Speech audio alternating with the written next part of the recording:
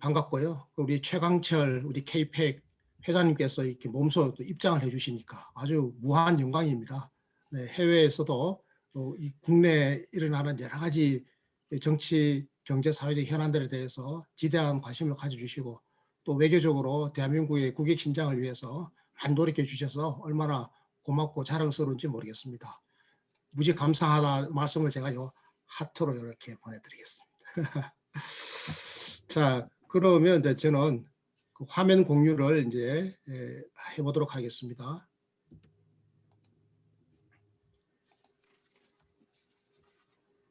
자, 여러분,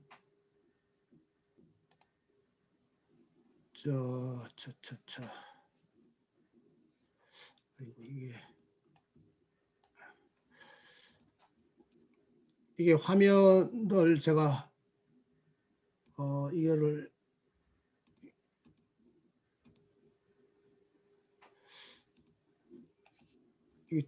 됐다. 자, 여러분 화면 공유가 됐습니까? 자, 잘 됐죠? 예. 이렇게 한번 해주세요. 오케이, 오케이 사인입니다. 네. 자, 제 목소리 잘 들리고 있죠? 예, 잘 들리고 있습니다. 네, 자, 그러면 이제 여러분 이렇게 하는 겁니다. 말로 하는 게 아니고 이렇게. 네, 좋습니다. 자, 여러분 요거 뭐 이상희 제가 복지국가 강의를 하러 다니면 늘 쓰는 슬라이드 첫 장이 바로 이상희의 복지국가 강의입니다. 복지국가가 우리의 희망입니다라고 제가 해놨잖아요. 저는 정말 이렇게 믿고 있습니다. 자, 여러분 오늘 제가 재난지원금 말씀을 드릴 텐데요. 전 국민에게 재난지원금을 지급하자 이런 말씀을 하시는 분들이 많이 계십니다. 전 국민에게 똑같이 이거는 이제 차별이 없다 이 말이거든요. 그래서 정확하게 표현하자면 무차별입니다. 무차별적으로 동일하게 획일적으로 똑같은 금액을 지급하자 모두에게 이 말이죠. 이런 방식으로 할 것인지 아니면 맞춤형으로 선별 지원할 것인지. 여기서 맞춤형이라고 하는 것은 이제 필요에 근거하는 겁니다. 필요가 큰 사람, 재난적 상황에서 필요가 많이 발생한 사람에게는 많이 지원을 하고 필요가 별로 없는 사람에게는 지원 안 해도 되는 거죠. 이러다 보니까 선별이란 말이 들어가게 되는 거죠. 이 선별은 아주 기분 나쁘게 뭘 골라낸다 이런 소리가 아니라 그 need, 필요를 선별한다라고 하는 거거든요. 제대로 된 모든 복지국가에서는 이 필요를 선별하는 제도적인 메커니즘이 만들어져 있습니다. 우리나라 같은 경우에 아직 이게 좀 부실해가지고 어려움이 있긴 합니다만 기본적인 원칙으로 전 국민 무차별로 뭘 할 거냐, 획일적으로 뭘 할 거냐, 아니면 필요에 근거해서 맞춤형으로 선별해서 경제복지 사업을 진행할 거냐, 이런 쟁점이 지금 대한민국에서 첨예하게 정치 사회적 쟁점으로 부각되어 있습니다. 제가 이걸 여러분들께 설명을 하면 오늘 잘 해드리면 여러분들께서도 많은 지인들과 함께 소통하고 공감하는 속에서 어떤 게 우리나라 전체 발전과 국익을 위한 건지 한번 생각해 보시기를 제가 부탁을 드리겠습니다. 저는 사단법인 복지국가 소사이어티 이제 공동대표로 활동하고 있습니다. 복지국가 운동가이고요. 현재 제주대학교 의과대학에서 교수로 일을 하고 있습니다. 제가 2000년 9월부터 제주도 대학 교수로 공채로 내려왔는데요. 벌써 20년 넘게 21년째 지금 교수로 살고 있습니다. 자, 여러분, 이 재난지원금의 개념과 원칙부터 제가 한번 살펴보도록 하겠습니다. 자, 여러분, 이 재난 지원이라고 하는 말, 재난 어떨 때 지원하죠? 보통 태풍이나 뭐 지진이 발생했을 때, 이럴 때 자연재해가 발생했을 때 이 재난의 크기에 따라서 정부가 정한 각종 지원을 하는 경우가 있죠. 태풍 지나가고 나면 태풍 피해 입은 사람들에게 현금을 지원한다라든지 세금이나 사회보험료 납부를 유예해 준다라든지 이런 혜택을 줍니다. 이거 우리가 이제 재난 지원이라고 이야기하죠. 그래서 재난 지원을 위한 그 예비비 같은 거 이런 게 정부의 본 예산에 원래 잡혀 있습니다. 이렇게 재난 지원을 할 때는 보통 이제 소득 수준은 따지지 않죠. 왜냐하면 일회적이고 일시적인 지원이기 때문에 그 피해에 상응해서 그냥 피해를 입은 사람들에게 쫙 이렇게 나눠주고요. 저소득계층이라고 해서 뭐 돈을 특별하게 더 많이 주거나 그러지 않습니다. 집이 반쯤 부서졌으면, 지진으로 태풍으로 집이 반쯤 부서졌으면 뭐 얼마나 주겠다. 완전히 다 집이 완파가 됐으면 얼마나 주겠다. 뭐 이런 식이죠. 자, 그런데 이번에 이 코로나19 재난은요, 이런 뭐 태풍 같은 일시적으로 발생하는 재해와는 성격이 완전히 다르죠. 그래서 우리가 이런 현상을 V노믹스라고 이야기합니다. V라고 하는 것은 바이러스고요. 노믹스는 이코노믹스죠. 그래서 바이러스 경제라고 하는 현상이죠. 그래서 바이러스로 인해서 초래된 경제 사회적 현상입니다. 이게요, 2021년 올해의 10대 트렌드의 아주 핵심적인 키워드라고 합니다. 그러니까 이 V노믹스는 바이러스가 바꾸어 놓은 경제 사회죠. 또 바이러스가 앞으로 바꾸게 될 경제 사회입니다. 여러분 아시는 것처럼 이 바이러스라고 하는 거, 코로나19라고 하는 것은 사람들이 경제 활동과 대면 활동을 하는 것을 방해를 하기 때문에, 즉 집 밖에 나가서 자유롭게 경제사회적 활동을 할 수 없는 조건들이 이 바이러스로 인해서 만들어지기 때문에 이 경제사회적으로 굉장히 다양한 현상들을 일으키는데요. 자, 그래서 코로나19 재난 지원은 이 V노믹스에 걸맞도록 이루어져야 된다. 이것은 태풍이나 지진 같은 이런 아주 일시적이고 부분적인 피해가 아니라 우리 경제 전체, 복지 전체, 경제와 복지 전반에 걸친 장기적인 겁니다. 한번 어떻게 딱 하고 뭐 끝나는 게 아니죠. 장기적이고 전면적인 피해가 오는 것이다. 그래서 단순한 피해 보상이 아니다. 그래서 이 코로나19 재난 지원은 어떻다고요? 경제 복지 정책으로 접근하는 게 옳다라고 하는 것이 제가 드리고 싶은 말씀입니다. 재난지원금의 개념과 원칙 두 번째인데요. 자, 그러면 이 경제 복지 전반의 장기적이고도 전면적인 변화라고 제가 말씀드렸잖아요. 여기에 대한 정책적 대응을 하는 것이 재난지원금 정책입니다. 자, 그렇다면 이 어떤 원리를 가지고 적용시킬 건가? 여러분 생각해 보십시오. 어떤 원리가 적용되는 게 좋겠습니까? 즉 복지국가의 사회보장의 원리가 적용돼야 될 것인가? 아니면 기본소득의 원리가 적용돼야 될 것인가? 우리가 이걸요 검토를 해야 됩니다. 자, 이렇게 코로나19로 인해서 발생한 V노믹스라고 하는 새로운 경제 현상에 대해서 우리 사회가 이 전면적인 그리고 지속적인 이 경제사회 변화에 대해서 우리가 경제복지 정책으로 접근을 해야 되는데 어떤 원리를 적용할 것인가? 저는 복지국가의 사회보장 원리를 적용하는 게 맞다라고 보고 있습니다. 이것은요, 누구라도입니다. 보편적인 거죠. 누구라도 실업이나 질병이나 뭐 산재, 혹은 은퇴를 했다, 출산, 육아 등등 여러 어떤 사회적 위험에 직면하게 되죠. 이번에 코로나19 같은 경우도 이게 거대한 사회적 위험입니다. 이게 감염병으로 시작되었지만 사회 전반에 미치는 영향은 뭐 질병의 크기를 키우는 것뿐만 아니라 실업을 광범위하게 확산시키고 소득을 줄이는 이런 사회적 위험이 닥친 거죠. 그래서 이 사회적 위험이 닥쳤습니다. 그리고 또 이런 상황에서 각종 복지 필요가 더 커지죠. 코로나19로 인해 가지고 의료 서비스나 요양 서비스, 돌봄 서비스에 대한 사회적 필요가 훨씬 더 커졌습니다. 그러니까 사회적 위험이나 위험 상황에서 소득 지원이 필요한 것뿐만 아니라 각종 복지, 사회 서비스의 필요가 훨씬 더 커진 거죠. 자, 이럴 경우에 그 충분한 지원을 당사자가 받을 수 있도록 하는 게 그 누구라도 이게 사회보장의 원리입니다. 여기에 비해서 이 기본소득의 원리는 사회 구성원 모두에게입니다. 언제나 모두에게. 필요의 크기와 무관한 겁니다. 필요의 크기를 따지질 않아요. 기본소득의 원리는. 그러니까 기본소득론자들, 특히 전국민 재난지원금을 주자라고 하는 사람들은 그냥 부자든 가난한 사람은 따지지 말고 어디에 살든 뭘 하든 필요가 있든 없든 안 따지고 그것과 무관하게 무차별적으로 동일한 금액을 현금으로 지급하자 이렇게 주장을 하고 있지 않습니까? 그래서 4인 가구 기준이면 그냥 100만 원씩 똑같이 누구에게나 나눠주자. 이게 바로 획일적이고 기계적인 평등입니다. 획일적, 기계적 평등이죠. 자, 이렇게 이 원리를 적용할 것이냐. 여러분 이제 참고로 제가 좀 더 설명해 드리자면 제가 지난 시간에 말씀을 드린 건데요. 이 기본소득이라고 하는 것이 담론적으로 성립하려면 5가지의 요건이 대체적으로 필요합니다. 가장 중요한 것이 이 보편성 요건이죠. 기본소득은 사회 구성원 모두에게라고 하는 원칙이 적용됩니다. 그리고 조건을 따지고 지원하는 게 아닙니다. 뭐 필요나 뭐 이러이러한 조건, 근로의 조건이라든지 뭐 이런 거 안 따집니다. 그냥 어떻게 하느냐? 무조건적인 겁니다. 무조건적으로 5,200만 국민이다? 그럼 그들 모두에게 똑같은 금액을 드리는 거죠.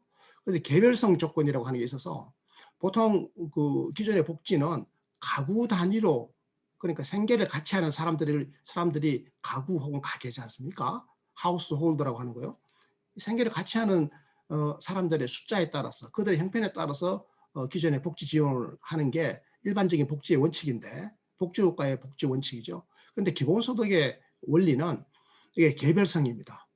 각 개인 한 명 한 명에게 돈을 주는 거죠. 그러니까 1인 가구에게 만약에 30만 원을 준다. 그러면 5인 가구면 그 5배 받는 거죠. 30만 원씩이니까 5인 가구면 150만 원이 되는 것 아니겠습니까? 그럼 1인 가구 30만 원, 5인 가구는 150만 원이 되는 거죠. 사실 5인 가구가 함께 살다 보면 돈의 필요가 더 돈이 좀 아껴지는 게 있죠. 집도 함께 쓰고 뭐 음식 기자재도 뭐 함께 쓰고 이 공유하는 부분이 있기 때문에 돈이 좀 적게 들어가는 거죠. 그래서 우리가 가구 수원 숫자가 많아지면 이제 복지 지원액을 조금씩 상대적으로 줄여나가고 하는 이런 정책을 쓰는데, 기본소득은 그런 섬세한 조율이 없습니다. 무조건 1인당 얼마 이렇게 획일적으로 주는 거죠. 이게 이제 개별성이라고 하는 거예요. 기본소득은 매번 주는 겁니다. 매달. 정기적으로 주는 거죠. 한 번 주고 많은 거, 2번 주는 거, 이런 건 기본소득이 아니죠. 그리고 충분성인데 충분하게 돈을 지급해야 되는 겁니다. 그래서 기본소득은 원래 GDP의 25%에 해당되는 금액을 전 국민에게 똑같이 나눠주는 거죠. 이게 완전 기본소득이고, 이게 이제 돈이 너무 많이 들어가는 일입니다. GDP의 25%니까 대한민국 GDP가 2,000조 원인데 그의 25%면 500조 원이거든요. 500조 원을 갑자기 마련해가지고 기본소득 한다라고 하는 것은 현실적으로 굉장히 어려운 일이잖아요. 그래서 이 완전 기본소득은 목표로 설정을 해놓고 그 단계로서 부분 기본소득을 제기하는데, 그건 GDP의 한 10 내지 15%입니다. 우리 GDP가 2,000조 원인데 10%면 200조 원이고 15%면 300조 원 아니겠습니까? 그래서 한 200조 원 내지 300조 원으로 전 국민에게 나눠주면, 5,200만 국민에게 나눠주면 국민 1인당 한 달에 대체로 한 30만 원에서 한 40만 원 정도 받을 수 있는 거죠. 이게 이제 이런 요건들을 다 충족할 때 우리가 기본소득이다 이렇게 이야기하는데요. 그런데 이 기본소득의 배분의 원리를 재난지원금을 나누어 드리는데 쓰자, 사용하자, 준용하자, 이게 기본소득론자들 혹은 전국민 기본소득, 전국민 재난지원금 옹호론자들의 주장입니다. 그러니까 획일적이고 기계적으로 나눠주는 거죠. 똑같이 나눠주자라고 하는 게 기본소득의 원리다. 그러면 우리는 어떤 원리를 선택하는 게 옳겠는가 이런 거잖아요. 우리는 지금 코로나19 재난 지원에 있어서의 이 2가지 원리 중에서 어떤 원리를 선택해야 되는가. 그러니까 경제와 복지 전반에 걸친 이제 피해를 지원을 해야 되는데요. 자, 그러면 여러분 한번 생각해 보십시오. 이 코로나19 시대에 경제와 복지 전반에 걸친 피해를 지원해야 되는데, 이 피해 지원이 현금만으로 가능할까요? 현금이 굉장히 중요하죠. 당장 소득이 단절된 사람들이 많거나 소득이 줄어든 사람이 많으니까요. 현금 지원이 가장 절실하게 필요한 건 맞아요. 그런데 그것뿐만이 아니죠, 사실은. 사회 서비스 제공도 강화되어야 됩니다. 이 감염병 시대에 의료 서비스나 요양 서비스가 얼마나 중요하겠습니까? 그런데 이 기본소득의 원리를 따르면 사회 서비스는 약화되는 경향이 있습니다. 왜냐하니까 현금 지원에 치중하기 때문에 한정된 재원으로 현금 지원을 많이 하다 보면 기본적으로 의료나 각종 기존의 복지 등에 지원할 수 있는 재원의 크기가 줄어들 수밖에 없죠. 그래서 기본소득의 맹점은 기본소득의 지원 두께를 두텁게 하다 보면 결과적으로 사회 서비스가 위축 내지는 구축되는 현상이 나타납니다. 지금 대한민국에서 혹은 뭐 미국이나 전 세계에서 이 코로나19 시대에 소득 단절뿐만 아니라 소득 감소뿐만 아니라 이 사회 서비스의 필요의 크기가 커지는 것. 그러니까 필요가 양 측면에서 나타나는 거죠. 이 현금 지원에 대한 필요와 그다음에 사회 서비스 지원에 대한 제공에 대한 필요, 이 필요가 다 커지는데 이 둘을 균형 있게 우리가 접근해서 제공하는 그런 대책이 필요하다. 제가 이 말씀을 드리는 겁니다. 재난지원금의 개념과 원칙 세 번째인데요. 그래서 코로나19 재난지원금 지급의 원칙은 무엇이어야 되느냐. 이것은 바로 사회보장의 원리에 따라야 되는 거죠. 그래서 사회적 위험이나 이 각종 복지 필요에 처했을 때 충분한 지원을 받을 수 있어야 됩니다. 이 충분한 지원이 저는 굉장히 중요하다고 생각합니다. 그동안에 대한민국에서 이루어진 코로나19 재난지원금은 그 지원의 크기가 과연 필요에 상응했느냐, 즉 충분한 지원이 이루어졌느냐, 여기에 대해서는 대다수의 전문가들이 충분하지 못했다라고 평가받고 있습니다. 구체적으로 이 보편적 사회보장의 원리에 따른 재난지원금 지급의 원칙에는 세 가지가 있습니다. 세 가지 기준이 있는 거죠. 자, 여러분, 재난지원금 지급의 원칙입니다. 첫 번째, 복지효과입니다. 재난지원금을 지급할 때는 복지효과가 커야 되는 거잖아요. 그러니까 이 동일한 재정을 지출할 경우에 이 재정의 크기가 딱 정해져 있다고 칩니다. 그러면 현금 지급뿐만 아니라 돌봄, 의료, 요양 같은 사회 서비스 필요도 함께 고려해야 된다고 제가 말씀드렸잖아요. 그래서 필요가 큰 사람에게 충분한 지원이 가야 됩니다. 필요가 없는 사람에게는 지원해 줄 필요가 없어요. 지원하면 안 되는 거죠. 필요가 큰 사람에게 충분한 지원이 가도록 해야 됩니다. 이 보편적 사회보장 원리에 따라서 이 보편적 사회보장 원리에 따른 맞춤형 선별 지원입니다. 이 맞춤형 선별 지원이 기본소득 방식의 획일적 지원보다 이 복지 효과가 훨씬 큽니다. 그래서 제가 재난기본소득 방식을 제가 비판하고 있는 겁니다. 왜? 이 복지국가의 사회보장 원리에 따른 맞춤형 선별 지원이 복지 효과가 훨씬 더 크기 때문에 그렇습니다. 그런데 많은 분들은 이거 오해를 해요. 거꾸로 뒤집어서 이해하는 경향이 있습니다. 그러니까 이 보편적 기본소득,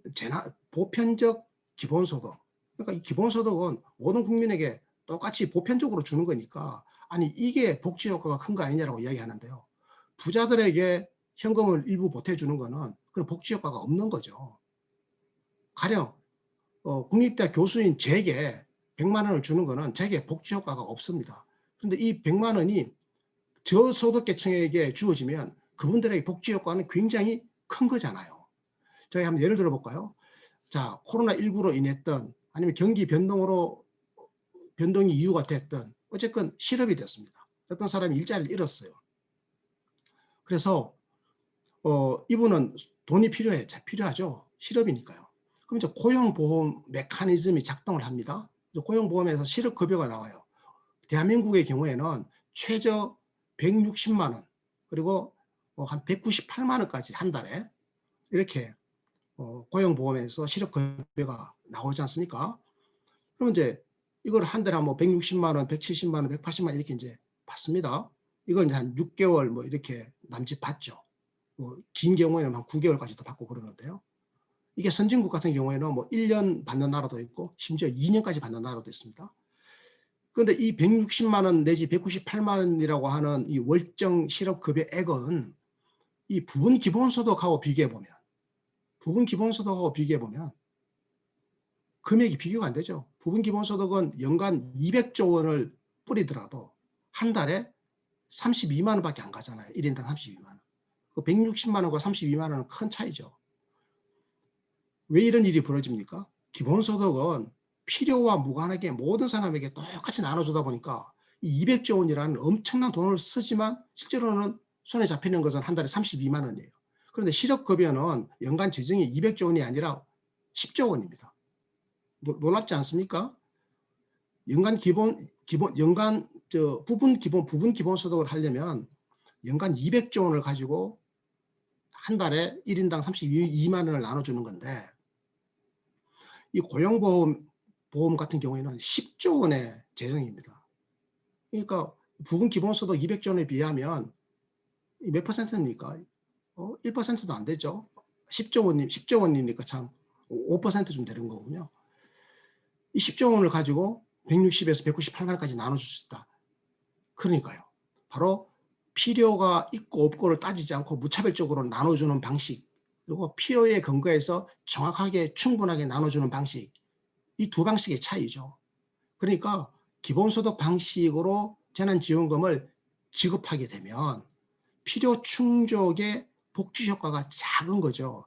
그래서 제가요, 복지 효과가 커야 된다라고 하는 재난기본소득 지급의 원칙을 지키려면 맞춤형 선별로 가야 된다. 무차별적 균등, 무차별적 평등 급여는 평등 지원은 옳지 않다. 왜? 그게 무차별적인 거니까요. 자, 그래서 제가 복지 효과가 중요한 원칙이다 말씀드렸습니다. 또 재난지원금 지급에 있어서 두 번째 원칙은 경제 효과입니다. 복지 효과가 크고 또 두 번째 경제 효과도 커야 되는 거죠.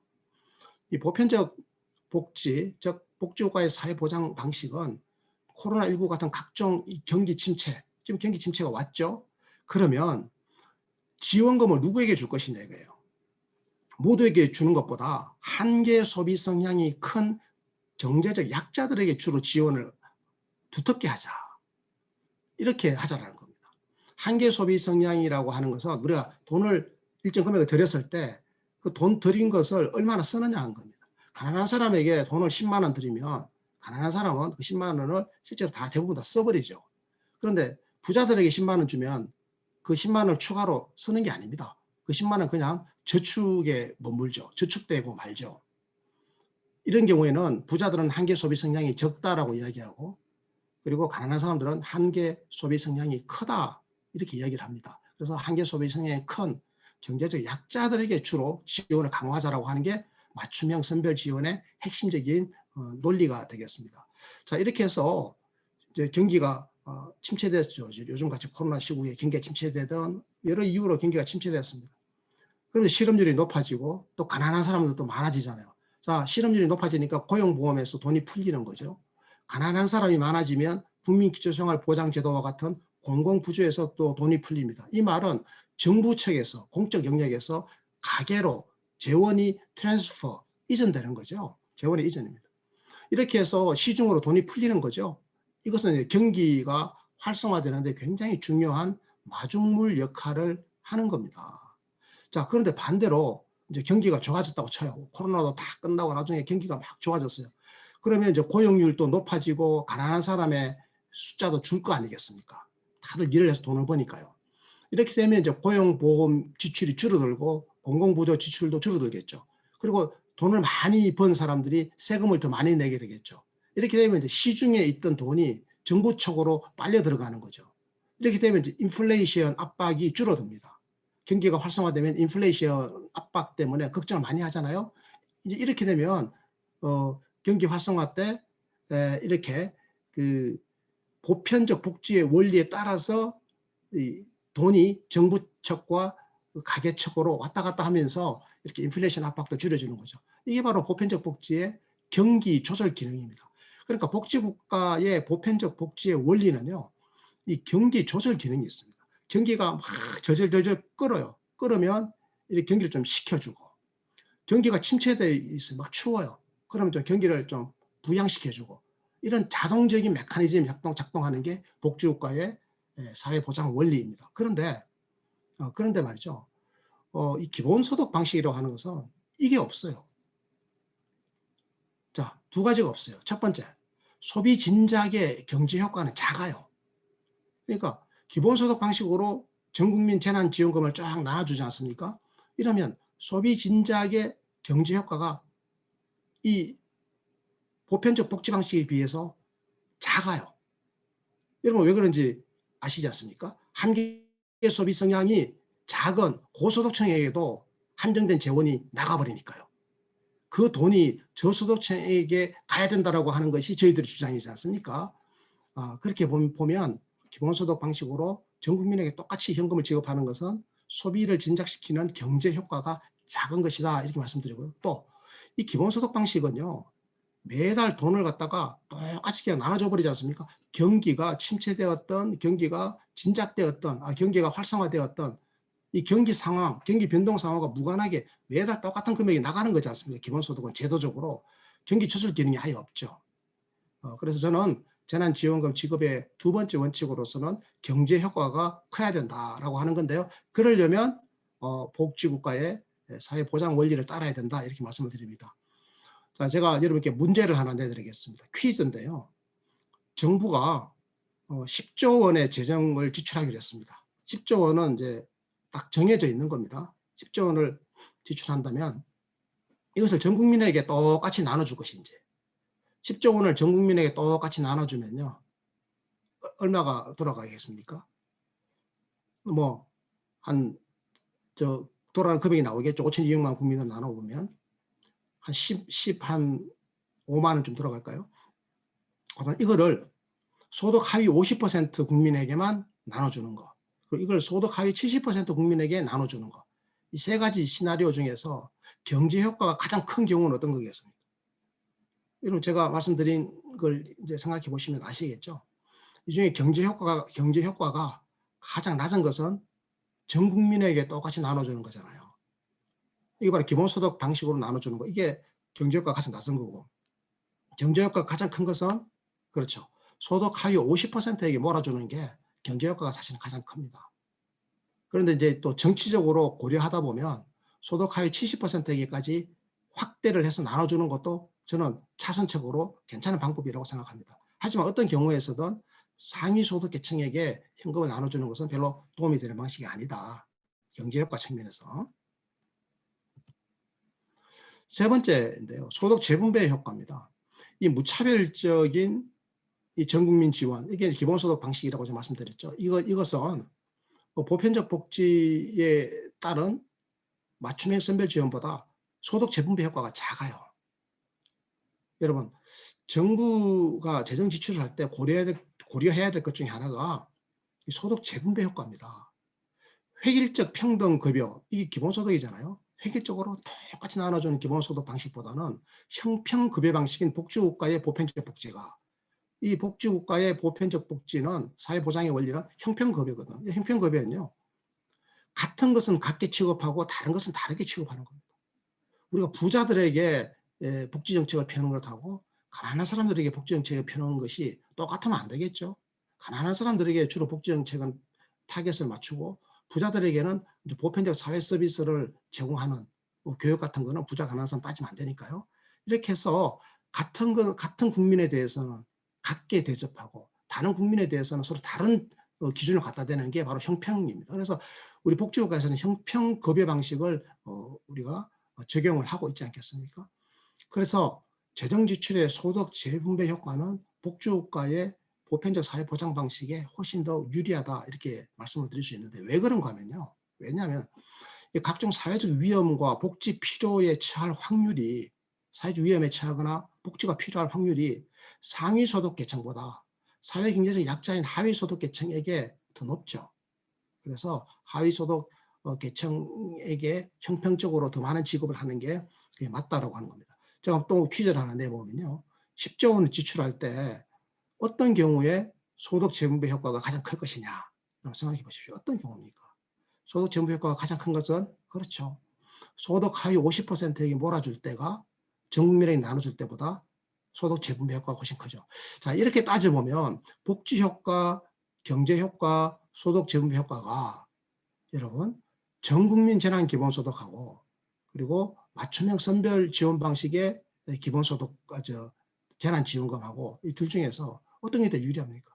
압도적으로 복지국가의 맞춤형 선별 지원이라고 하는 사회보장의 원리를 적용하는 것이 훨씬 더 유리하다. 이 세 가지 모든 측면, 복지효과, 경제효과, 소득재분배 효과에서 말이죠.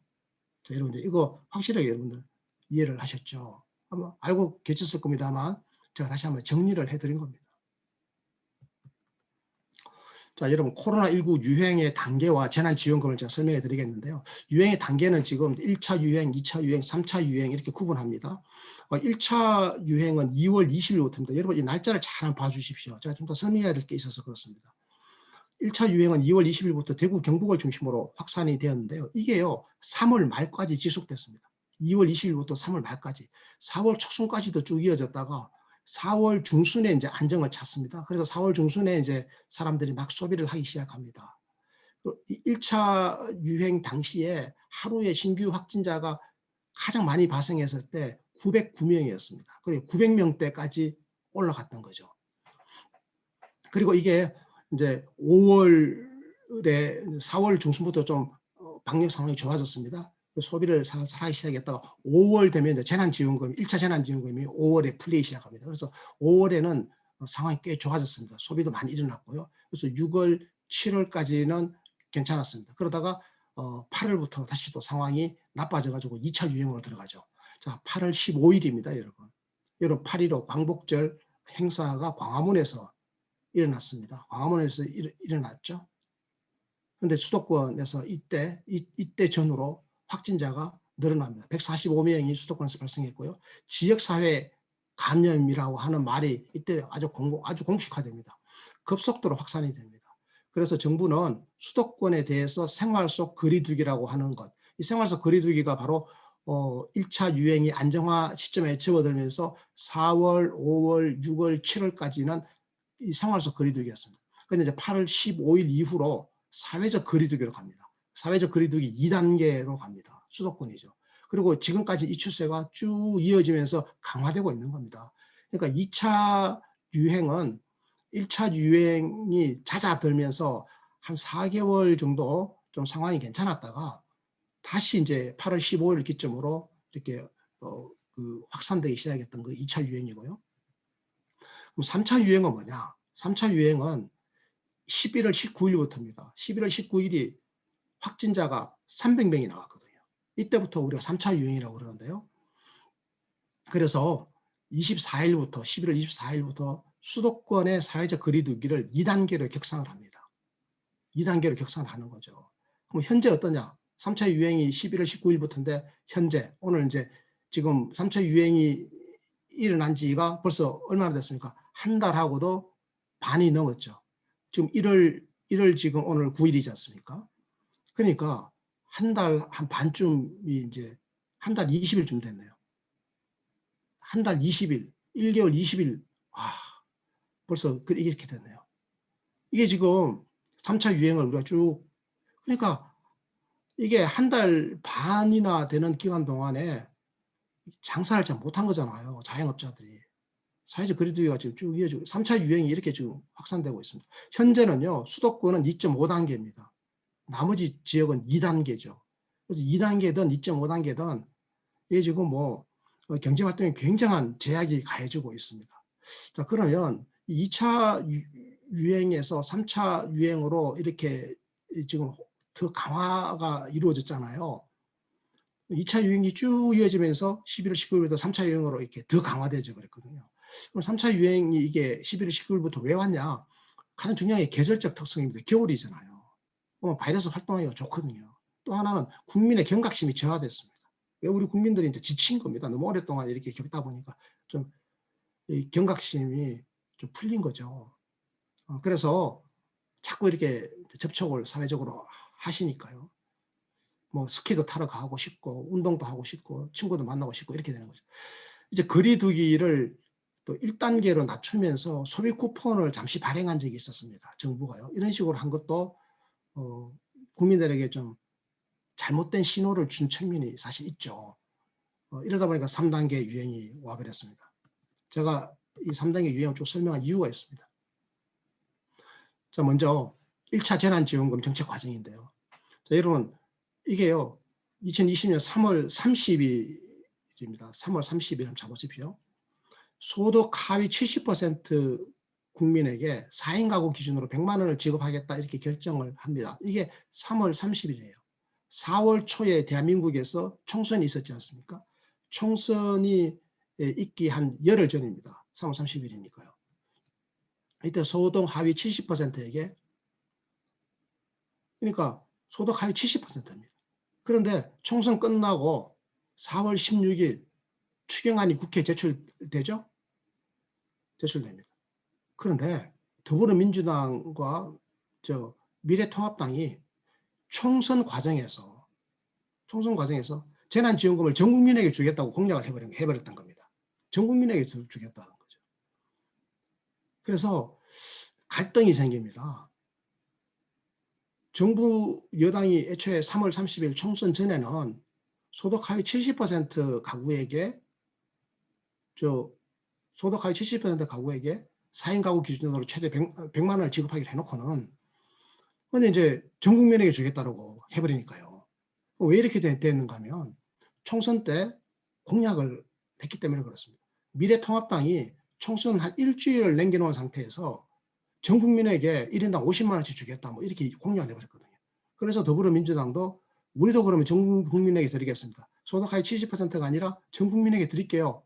이렇게 양 당이 서로 이렇게 지원의 금액과 범위를 늘리겠다고 약속을 해버린 겁니다. 그러니까 약속은 지켜야 되잖아요. 그래서 4월 초 총선에서 한 약속 지키기 위해서 총선이 끝나고 여당이 압승을 하고 난 다음에 이제 이 약속을 지키기 위해서 논쟁을 시작합니다. 그런데 정부는 애초 약속대로 정해진 대로 4월 16일 소득 하위 70% 국민에게 드릴 추경안 이걸 국회에 제출했거든요. 자, 그래서 당정이 논란을 겪다가 최종적으로 이런 결론을 내립니다. 고소득층에 대해서는 자발적으로 기부를 받는 것을 전제로 전 국민에게 재난지원금을 나눠드리자. 그러면서 이제 당정 합의가 이루어집니다. 4월 29일 추경 예산이 통과되는 거죠. 그래서 기재부가 이제 그러면 70%에게 드리기로 했던 그 예산을 이제 100% 모두에게 드리기로 했으니 추가 재원이 필요하잖아요. 이건 이제 국채 발행을 하기로 했고요. 그리고 이제 고소득자들에게는 자발적 기부를 받아야 되니까 기부를 많이 받아야지 이런 기대가 있을 거 아니겠어요? 그래서 기부를 하시면요. 소득세법에 따라서 기부금에 대해서 일정 금액을 세액 공제해 드릴게요. 이렇게 법률도 이제 개정을 했습니다. 실제로. 그리고 이걸 시행을 했어요. 언제부터 시행했냐? 5월 13일부터 돈을 지급하기 시작했습니다. 그리고 5월 13일부터 4인 가구 기준으로 100만 원이 돈이 풀린 거죠. 근데 불행하게도 여기 3개월 동안에 한시적으로 돈을 다 쓰라고 하는 거였는데 3개월이 막상 지나고 보니까 99%가 넘는 사람들이 다 받아갔어요. 자발적 기부한 사람은 1%도 안 됐습니다. 굉장히 비극적인 상황이었죠. 저는 굉장히 이게 슬펐습니다. 결과적으로 당과 대한민국의 정치권이 되지도 않을 일을 전제로 해서 자발적 기부를 전제로 해가지고 이걸 정책을 입안했다라고 하는 게 코미디 같은 일이 된 거죠. 아니 자발적 기부를 하기로 했으면 전체 지원 금액의 한 10% 이상이 돌아와야 될 거 아니겠어요? 그런데 돌아온 거는 1%도 안 되니 이게 얼마나 잘못된 정책이에요. 그럼 애초부터 이런 소리를 하지 말든지. 그래서 5월 13일부터 돈이 풀렸습니다. 여러분. 1차 재난지원금. 얼마가 풀렸냐? 14조 4천억 원이 풀렸습니다. 14조 4천억 원. 지원 대상은 모든 국민인데 가구당 지급하는 거죠. 가구원 수에 따라서 차등 지급하는데 1인 가구는 40만 원, 2인 가구는 60만 원, 3인 80만 원, 4인 이상인 가구는 100만 원입니다. 이렇게 해서 세대에 따른 세대별 지원을 하다 보니까 1인 가구와 4인 가구의 차이를 둔 거죠. 여러분 보십시오. 1인 가구는 40만 원인데 4인 가구는 100만 원이잖아요. 왜냐? 가구원 수가 많으면 1인당 돌아가는 금액은 적더라도 이게 형평인 거죠. 그런데 만약에 이거를 재난지원, 재난기본소득, 기본소득 방식으로 이걸 나눠줬다면 1인 가구가 40만 원이면 4인 가구면 얼마가 돼야 됩니까? 4, 46, 160만 원이 돼야 되잖아요. 그런데 160만 원이 아니라 100만 원을 지원하는 거잖아요. 저는 이게 복지국가의 사회보장 원리에 더 맞다라고 생각합니다. 수령하는 방식은 이제 신용카드나 체크카드, 지역사랑상품권, 선불카드 중에서 당사자, 국민이 선택할 수 있도록 했습니다. 그리고 이제 기초생활수급자나 기초연금, 장애인연금 수령자는 기존의 정부 지원금을 받는 그 계좌로 바로 현금 지원이 됐고요. 그래서 이런 분들에게는 이제 바로 5월 4일부터 지원금이 계좌로 바로 들어갔고, 이제 일반 가구는 5월 11일부터 신청해서 5월 13일부터 지급됐습니다. 그러니까 돈이 이제 풀린 것은 5월 13일부터 풀렸죠. 자, 이렇게 돼 있다는 말씀을 제가 드리고요. 자, 2차 재난지원금의 정책 과정입니다. 2차 재난지원금은 2차 유행이 나타났을 때죠. 2차 유행이 나타나니까 와, 이 2차 유행이 만만치 않거든요. 그러니까 이게 8월 15일 여러분 광복절 그렇죠? 8월 15일 그때부터 2차 유행이 시작되는데 그때 또 이제 자영업자들에게 규제를 가했죠. 피해를 본 개천들이 많이 생겼습니다. 그래서 맞춤형 선별 지원해야 된다. 이번에 이분들에게 주로 타겟을 줘야지 전 국민에게 똑같이 나눠줘 봐야 아니 코로나 때문에 돈을 쓸어 가기도 어려운데 이거 안 된다. 이런 논의가 나왔습니다. 제가 이 논의에 많이 좀 의견을 보태기도 했는데요. 많은 분들이 이제 맞춤형 선별 지원을 가야 된다라고 하는 목소리를 내주셔서 그래서 9월 22일입니다. 8월 15일 2차 유행이 시작되고 그리고 9월 22일 한 달쯤 뒤죠. 이때 7조 8천억 원 규모의 4차 추경이 국회를 통과합니다. 저는요 2차 재난지원금이 굉장히 잘 구성된 맞춤형 지원이었다고 생각합니다. 다만 이 당시에 좀 아쉬웠던 것은 통신비 논란입니다. 이 통신비를 이 전화요금이죠. 2만 원 지원해 주는 거, 이거 4천억 원을 썼는데 이 돈은 뭐 굳이 쓸 필요가 없었던 거 아닌가 이런 논란이 일어났죠. 이 굉장히 잘 된 겁니다. 2차 재난지원금이. 그래서 이번에 이제 3차 재난지원금도 2차 재난지원금이 준하도록 하면 되겠다라고 저는 생각을 했었죠. 자, 소상공인 지원이 제일 중요한데 294만 명에게 3조 3천억 원이 지원됐습니다. 이때요. 연매출 4억 원 이하의 피해 업종에 100만 원을 지급하는 거죠. 100만 원. 그리고 식당이나 카페는 이게 집합 제한 업종이거든요. 여기는 150만 원이 갔습니다. 그리고 PC방 학원은 아예 집합이 금지됐기 때문에 영업이 엄청난 타격을 입었죠. 여기는 200만 원 지원합니다. 그래서 100만 원, 150만 원, 200만 원 이렇게 집합 제한의 정도에 따라서 그에 해당되는 소상공인들에게 차등적인 지원을 했습니다. 그래서 3조 3천억 원이 소상공인 지원에 풀렸죠. 그리고 특수고용 노동자나 프리랜서를 지원하는데 6천억 원을 썼고요. 그다음에 청년들의 구직 지원금을 또 지원했고 중학생 이하 아동 가구를 또 지원했죠. 여기 1조 3천억 원이 들어갔습니다. 이거는 이제 보편적 성격이죠.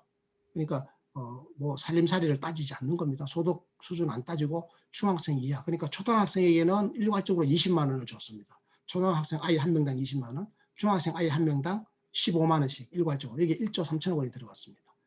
그리고 이제 백신도 마련하고 생계 위기 가구에게 3,500억 원, 그러니까 생계 위기를 겪는 아주 어려운 긴급 가구에게 3,500억 원을 추가 지원하는 이런 방식으로 짜여진 건데 저는 굉장히 잘 짜여졌다고 생각을 합니다.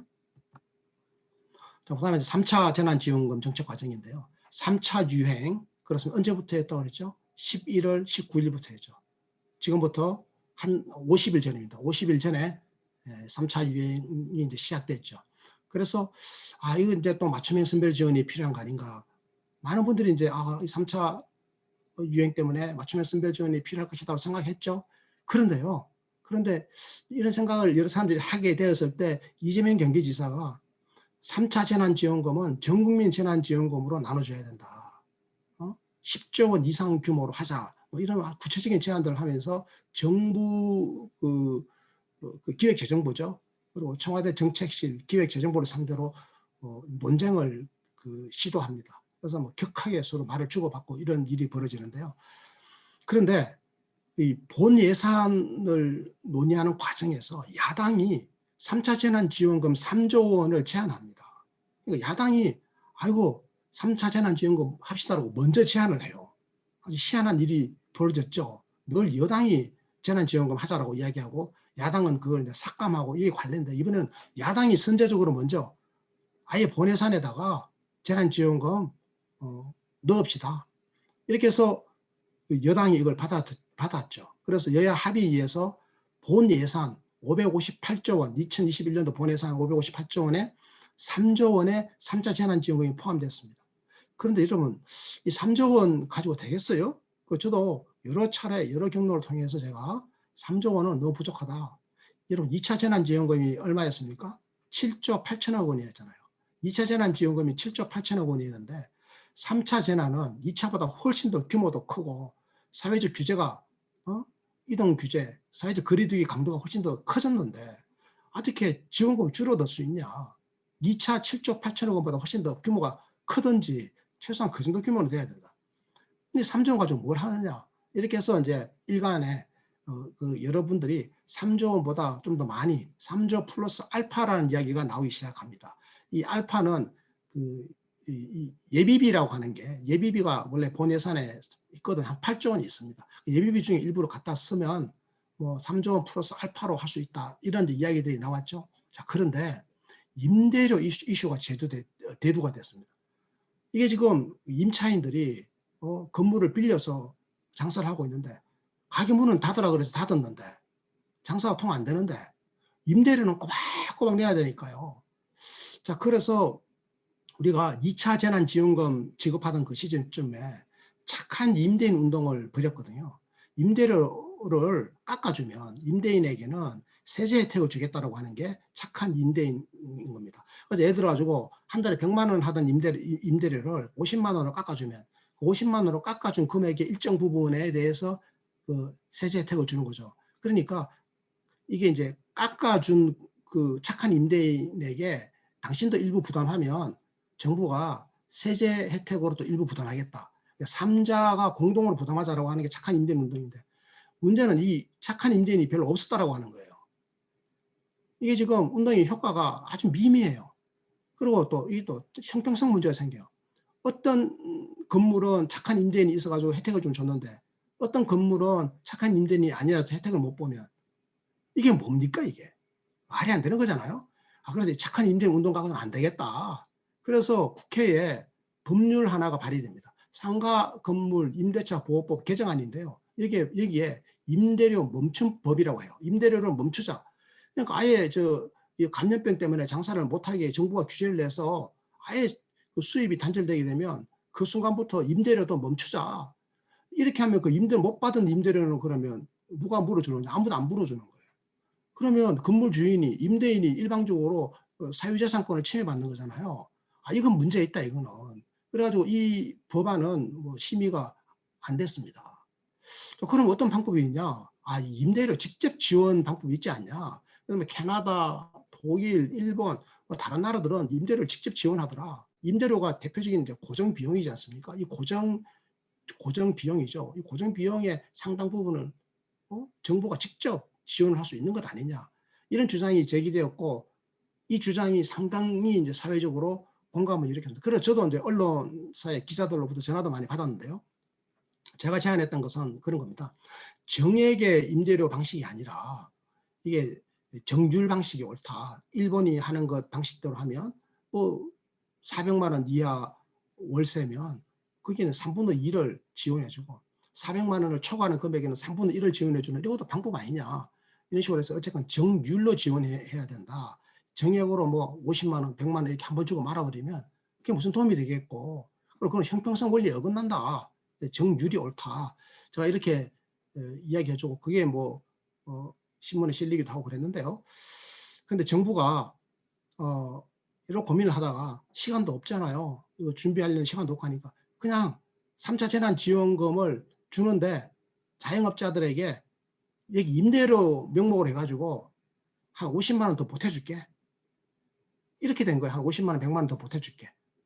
이렇게 해서 3차 재난지원금이 그냥 정액 임대료를 포함하는 개념을 해가지고 그냥 뭉텅거려가지고 잡혀버린 겁니다. 최종적으로 이렇게 결정이 됐습니다. 자, 독일 같은 경우에는 이 자영업자들에게 임대료 같은 고정비의 90%까지를 지원하도록 하기 위해서 12월 봉쇄하면서 14조 8천억 원의 예산을 이제 마련을 했다고 하는 사실을 제가 말씀드립니다. 이 돈은 전국민 재난지원금과 상관없어요. 피해를 본 자영업자들의 고정비 임대료를 지원하기 위한 예산이죠. 자, 그래서 이렇게 이제 지원이 결정이 났습니다. 최종적으로 580만 명에게 9조 3천억 원. 자, 이런 9조 3천억 원 하는 게 굉장히 커졌죠. 본 예산에 애초에 잡혔을 때는 3조 원 플러스 알파였잖아요. 3조 원에다가 예비비 플러스 알파였는데 이게 이제 9조 3천억 원으로 확 늘어났습니다. 이렇게 늘어나게 된 데는 뭐가 있다고요? 그렇습니다. 피해가 3차 재난의 피해가 너무 크고 그리고 임대료 지원 같은 것도 이제는 필요한 상황이다라고 하는 게 가만히 반영이 된 거죠. 자, 그래서 보니까 5조 6천억 원은 긴급 피해 지원이죠. 소상공인이나 고용 취약계층에게 5조 6조 원이 가고 그다음에 방역 강화에 0.8조 원, 맞춤형 지원 패키지 2.9조 원 이렇게 되어 있는데 그런데 여러분 이게 진실을 또 들여다봐야 돼요. 그럼 이 9조 3천억 원이 전부 다 그러니까 2차 재난지원금 7조 8천억 원하고 비교해 봤을 때 금액은 7조 8천억보다 9조 3천억이면 커진 것 같은데 실제로 내실도 더 커졌냐? 그건 별로 그렇지 못하다라고 하는 비판이 있습니다. 그 이야기 잠깐 해야 되는데요. 3차 재난지원금의 내역을 보면 그렇습니다. 실제로 9조 3천억 원이 잡혀 있어요. 맞아요. 그런데 직접 지원되는 거 있죠. 요거는 6조 원 수준입니다. 재난지원금 성격의 직접 지원금을 추려보면 딱 6조 원 남짓 나와요. 그래서 소상공인에게 지급하는 거, 제가 아까 말씀드렸지 않습니까? 2차 재난지원금 때는 어떻게 지원됐죠? 100만 원, 150만 원, 200만 원 지원됐잖아요. 요게 이번에는 100만 원, 200만 원, 300만 원. 그러니까 제한 업종에는 150이 아니라 200이 된 거고, 제한 금지 업종은 200에서 300이 된 거죠. 그래서 100, 200, 300 이렇게 조금 늘어났습니다. 금액이. 그럼 얼마가 들어왔죠? 4조 1천억 원입니다. 2차 때는 3조 3천억 원 했잖아요. 3조 3천억 원이 4조 1천억 원을 해가지고 그러니까 8천억 원 정도 늘어났죠. 소상공인 지원 금액은 이렇게 해서 좀 늘어났다고 말씀드리고, 나머지 뭐 특수고용 노동자, 돌봄 노동자, 법인 택시 기사들에게 지원해 주는데 5천억 원, 뭐 그 취업 장려금 뭐 들어가고, 그 구직자 취업 지원금 이런 것 좀 들어가고, 이렇게 해서 직접 지원되는 합쳐 보니까 6조 1천억 원이더라. 나머지는 뭐냐? 융자 이런 거, 대출 지원, 의료 지원, 오늘의 상품권 이거 원래 예산 잡혀있던 거 조기 집행하는 거 이런 거다라고 하는 거 말씀드리고요. 자, 지난해 4차 추경으로 마련했던 7조 8천억 원 이게 그러니까 2차 재난지원금이잖아. 2차 재난지원금 7조 8천억 원하고 비교해 보니까 9조 3천억 원은 지원 규모는 넣은 것 같지만 직접 지원액은 오히려 비슷하거나 줄었더라. 왜냐하면 2차 때는 소상공인에게 지원하는 거 말고도 그 초등학생하고 중학생들에게 20만 원, 15만 원씩 나눠주는 거에 그게 1조 넘게 돈이 풀렸잖아요. 그런 거 다 고려해 보면 오히려 직접 지원은 오히려 줄었더라. 자, 추가적 지원 대책이 요구된다 이 말이죠. 그럼 생각해 보십시오. 2차 재난보다, 2차 대유행보다 3차 유행이, 2차 유행보다 3차 유행이 훨씬 더 지금 격해요. 격하고, 그리고 지금 기간도 더 길어지고 있고. 그런데 3차 유행 때 지원하는 3차 재난지원금이 2차 유행에 대응하는 2차 재난지원금보다 직접 지원하는 금액이 오히려 더 적어지거나 유사해졌다면, 그 비슷하다면 이 문제가 있는 거죠. 그래서 사람들이 추가적 지원 대책이 요구된다 이런 생각을 하게 되겠죠. 아니야 다를까 대부분의 사람들이 여기에 공감을 하고 또 여기저기에서 정치인들이 목소리를 높입니다. 4차 재난지원금 필요하다 이런 목소리들이 막 터져나오기 시작했죠. 자, 그러면 우리는 향후 어떻게 지원할 것인지 이제 고민입니다. 자, 이걸 고민을 해야 될 텐데요. 고민하려면, 자, 그러면 1차 재난지원금과 2차나 3차 재난지원금이 그러면 어느 게 옳았느냐 좀 따져봐야 되지 않겠어요? 2차나 3차 재난지원금은 이게 맞춤형 선별이라서 피해본 사람에게 그냥 돈을 간 거기 때문에 이거는 뭐 따져볼 게 없어요. 금액이 적었다라고 하는 건 우리 이미 다 알고 있는 거고. 그런데 1차 재난지원금은 따져봐야 되는 게 모든 국민에게 기본소득 방식으로, 재난기본소득 방식으로 지급했잖아요. 무차별적으로 똑같은 금액을 지원했기 때문에 이거는 이럴 필요가 있었냐라고 하는 논리적 문제 제기가 있죠. 그럼 이제 이재명 지사라든지 그 재난기본소득 주창하는 분들은 1차 재난지원금의 효과가 아주 최고였다. 그러니까 전국민 재난지원금을 지급해야 하는 게 옳다라는 주장은 굽히지 않으니, 자, 그럼 1차 재난지원금의 효과를 분석을 해보는 게 필요하겠죠. KDI 정책 포럼에 1차 재난지원금 정책의 효과와 시사점 이런 논문이 실렸습니다. 제가 이 논문을 조금 들여다봤는데요. 들여다보니까 이래요. 여러분 아시는 것처럼 1차 재난 상황에서, 그 1차 유행 상황에서 그 광역이나 기초지자체가 이미 지원을 했었습니다. 그때 서울시뿐만 아니라 뭐 대구 뭐 여러 곳에서 광역뿐만 아니라 기초자치단체들도 이 소위 말하는 재난지원금을 여러 이름으로 여러 명목으로 지원했는데요. 대체적으로 보면 하위 소득 계층에게 주로 지원했습니다. 서울시 같은 경우에는 하위 50% 주민들에게, 시민들에게 재난지원금을 드렸거든요. 이런 식이었는데 일부 지자체는 이게 모든 가구에게 지불했고, 또 아주 예외적으로 몇몇 지자체는 모든 구성원에게 개인 단위로 금액을 지원했습니다. 그게 대표적인 게 경기도인데요. 1인당 10만 원씩을 경기도민 1,400만 명에게 1인당 10만 원씩을 쫙 이렇게 나눠준 거죠. 이런 적이 있었는데요. 이건 전부 다 지자체 단위에서 일어난 일이었고요. 중앙정부가 지원했던 게 1차 재난지원금이죠. 이것의 소비정대 효과를 분석했는데 카드 매출을 가지고 분석을 했습니다. 결과적으로 연구의 결과를 말씀드리면 1차 재난지원금의 소비정대 효과가 한 4조 원 나타났습니다. 투입한 것은 14조 원 투입했는데 14조 원을 나눠드렸는데 그중에 4조 원이 소비정대로 나타난 거예요. 그러면 14조 원에 4조 원이면 이게 한 30% 되죠. 그러니까 이게 범위로 따져보면 투입 재원의 26에서 36% 정도가 소비 정대에 사용됐더라. 그럼 나머지 돈은 저축이 된 거죠. 돈 나눠준 거에. 나머지는 저축이 된 거다. 자, 그럼 이 소비 정대 효과가 시기적으로 언제 나타났냐? 이 돈 나눠주면서 1차 때 3개월 이내에 다 쓰라고 그랬거든요. 그럼 5월, 6월, 7월, 그러니까 8월 이내에는 돈을 다 써야 되는 겁니다. 그런데 돈을 이제 나눠드리니까 돈이 이제 나눠드려진 게 5월 10일, 5월 13일 나눠드렸잖아요. 13일부터. 그럼 5월 10일 때부터 소비가 늘어나요. 5월 중하순에는 소비가 한 달 정도 많이 늘어나요. 그럼 여기 딱 한 달 가요. 한 달. 재난지원금의 그 소비가 바짝 늘어나는 것은 한 달 갑니다. 그 다음에는 크게 떨어져요. 그리고 3개월쯤 지나니까 재난지원금 나눠드리고 3개월쯤 들어가니까 3개월 차이는 거의 이제 이게 재난지원금의 소비 효과가 거의 사라져요. 이게 5월, 6월, 7월 되니까 7월이니까 사라져요. 그리고 8월 초부터는 오히려 며칠 감소해요. 전년 대비 오히려 감소해버립니다. 전년 대비 그 달에 얼마 늘어나는 얘기거든. 그러니까 전년 8월하고 비교했을 때 2020년 8월에 매출이 오히려 줄어들어 버리는 거예요. 왜 이런 일이 벌어지죠? 그러니까 5월에는 전년 대비 확 늘어나요. 6월도 좀 늘어나요. 7월부터 서서히 전년 대비 늘어나는 게 현저하게 줄어들더니 8월 달에 오히려 감소해 버리는 것은 원래 8월에 쓰기로 예정되어 있던 소비를 미리 앞당겨서 재난지원금 받은 김에 이걸로 써야지. 그래서 바지를 하나 사야 되겠다. 아니면 무슨 뭐 내구재를 하나 사야 되겠다. 냉장고를 하나 사야 되겠다. 그러면 냉장고 사는 거를 재난지원금 받은 김에 이걸 원래 한 8월 달에 사려고 했는데 5월에 받았으니 5월에 사버리자.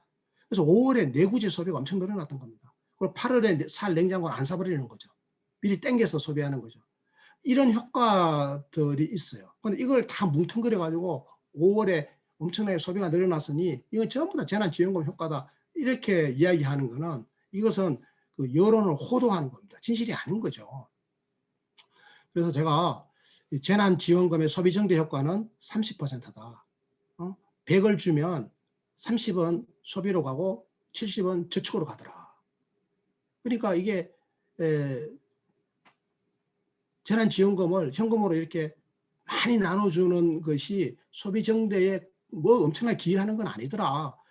이런 거죠. 만약에 저 같으면 제가 말씀드린 대로 재난지원금을 전 국민에 똑같이 나눠주는 것보다 하위소득계층에게 좀 더 두툼하게 줬으면 그러면 아마 이 소비 효과가 소비 정대 효과가 상대적으로 더 크지 않았겠냐 이런 우리가 추론을 해볼 수 있겠죠. 자, 그 다음에 제가 시기적으로는 이게 오래 못 간다. 소비 정대 효과 오래 못 간다 말씀드렸고 그다음 업종별로입니다.